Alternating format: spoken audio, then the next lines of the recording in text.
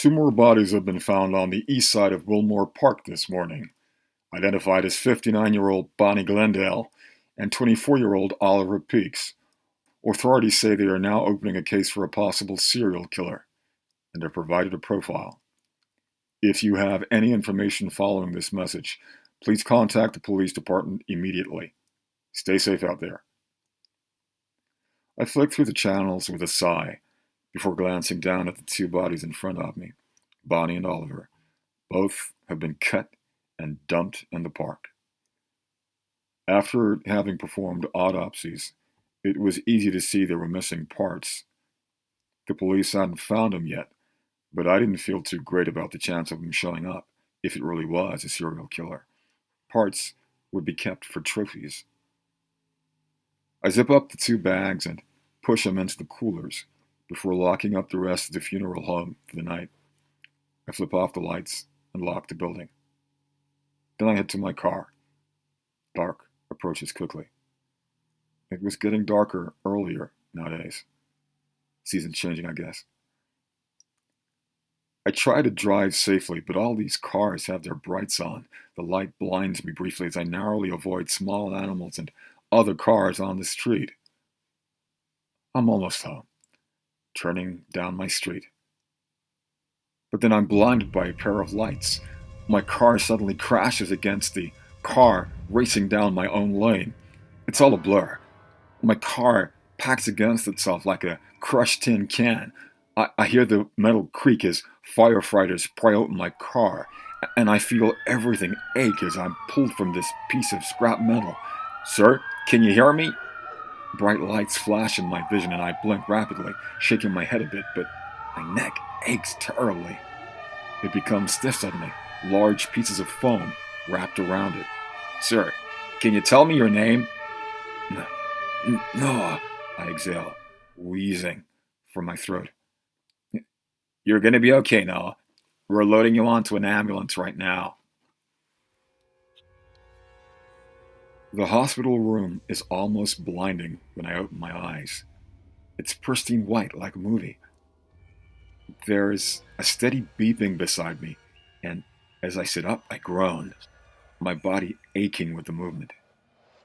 There's no one else in the room. The door shut. In my hand, a remote, for the nurse, I guess.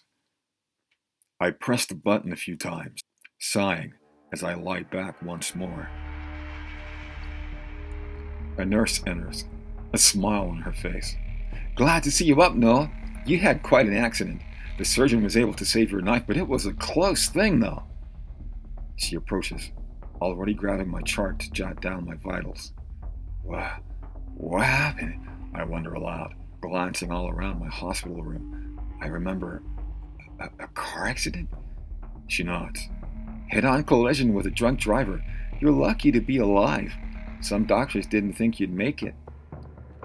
The nurse pulls a small flashlight from her scrub pocket and shines it into my eyes briefly. "You're making a good recovery, though." I nod a little bit and rub my eyes. "Has my wife come to visit?" "She has," the nurse smiles. "She just left for the morning, but she said she'd be back later this afternoon. We'll give her a call so she knows you're awake." "And when can I get out of here?" "End of the week," she hums. I nod and seem to relax a little. I was glad I was all right, I guess. It was the one thought that seemed to get out of my mental fog. The nurse leaves, and I'm left to hospital TV and People magazine for a bit before someone else enters my room. I see it's a doctor. He gives me a friendly smile and sits down beside my bed. "Noah, I'm Dr. Tom. Your wife has informed me that you'd like to be an organ donor." I suppose so. Am I all right, though?" "You're doing just fine. I'm so glad you've agreed, though. My own wife has a need for new kidneys. If you'll just sign here." I frown. I only have one kidney." The doctor nods. I only need the one from you. Don't you worry. Your wife informed me that both of you are donors. I am pleased to know you're ready to make this sacrifice. Now please, sign here. Now.